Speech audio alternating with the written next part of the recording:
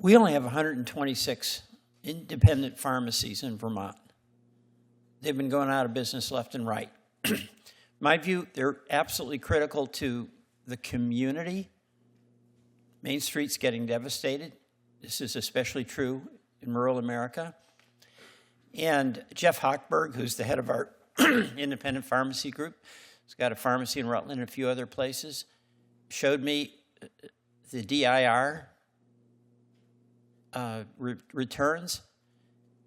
And you have the same problem, Mr. McDonough, that I think all independent pharmacies have. You get paid less for filling a prescription, and you don't even know you're going to get a clawback from the PBM until after the fact. Is that true?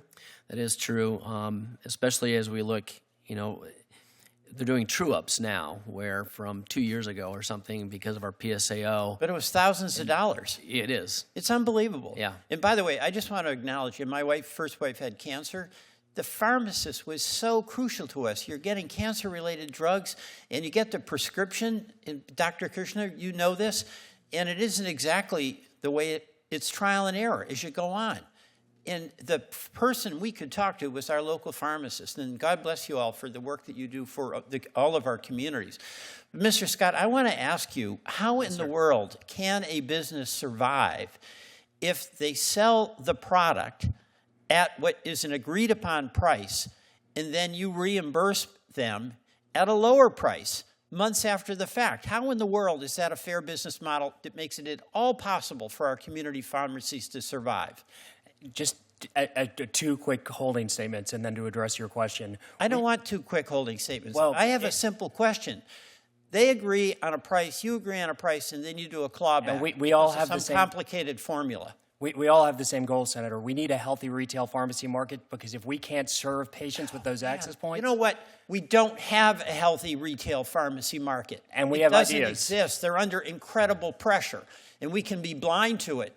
But you're suggesting, I want an answer of how we deal with Mr. McDonough, and how we deal with Jeff Hochberg, and how we deal with all these community pharmacies in our small towns throughout the country. What's those reimbursements are per the agreed upon contract that the PSAO negotiates on behalf of the pharmacy. Now, all right, I'm going to interrupt here. Professor Soon, you told me that 40% now of the cost of pharmaceutical drugs is in the supply chain, all right? So that's people reaching in who have access to this market, which, by the way, the individual consumers have no access to at all. They just got to get the drug for a person they love, and they'll mortgage their house, they'll sell a retirement, they'll do whatever it takes to take care of the well-being of the person they love. So this question of DIR and clawback, is that one of the aspects of how this is getting to be such a ripoff? Yes, yes, completely. And I agree that for a business, if you don't know what the price you're getting for the services you provide, and I don't think it's a choice for independent pharmacies, because if the big three PBMs control 80% of the market, they control 80% of the patients. So if they don't sign a contract with the PBM, they lose 80% of the market. Okay, so I don't think there's a real choice here. Thank you very much. It's oftentimes not what you do, it's how you do it. Like, I think we need pharmaceutical companies to help us with drugs, but the pricing that they do is terrible. We may need PBMs, but how they do it makes a huge difference. Ms. Faust, I was impressed at the transparency in your PBM, and the information you provide. Is it different than the information that the other PBMs provide?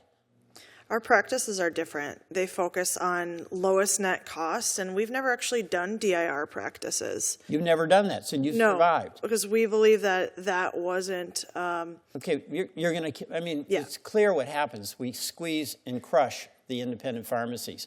What about on the pricing? Do you share information with your members that is not shared with the people who sign up with Mr. Scott's organizations? The pricing for the plan sponsors is auditable and available.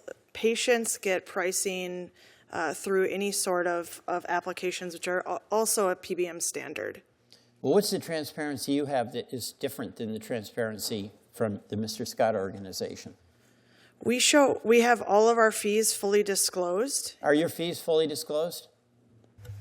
Many of our members offer the same model. What? Many of our member companies, as an association, our member companies offer the same No, model. here's the question I asked. Are your fees disclosed? Could I look up your fees right now? We're a trade association with a number of individual company members, and I'm saying those companies, many of them structure it the same way as Navitas. All right, my time is up. Thank you all very much for your testimony.